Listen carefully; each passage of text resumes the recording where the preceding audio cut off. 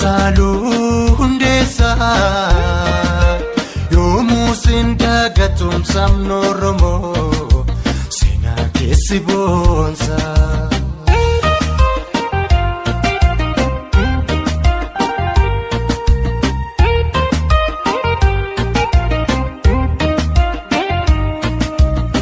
Salphistee diina kee homaa waan sodaattu.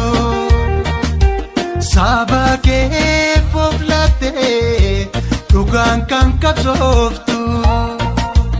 Kanaaf jira kee miti reeffa kee sodaatanii Finfinneetti faamunaa keessaa si baasanii.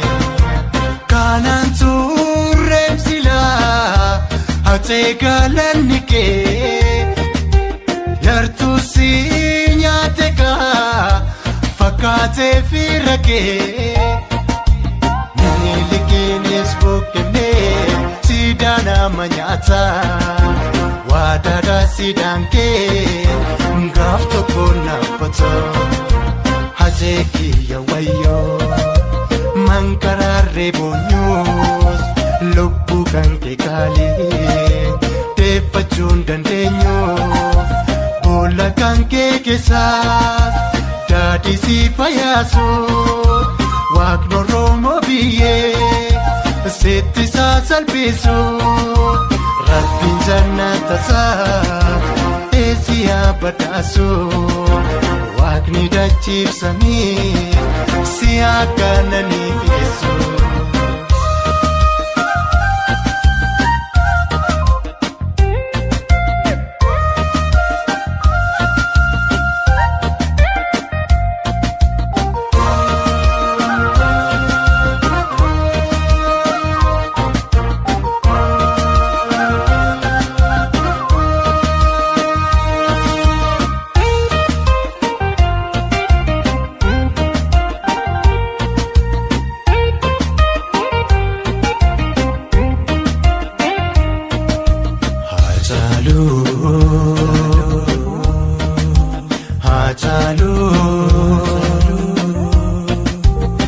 Hacaaluu Hundeessaa yoomuu sindagatum sabni Oromoo seenaa keessi boonsa.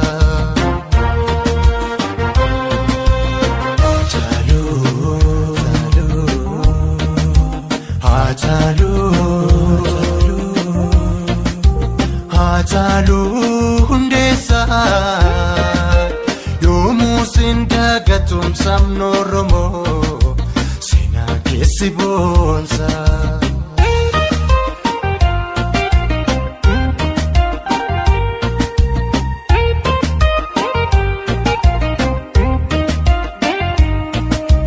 Gumaata deebiiroo jaarraa gadaa.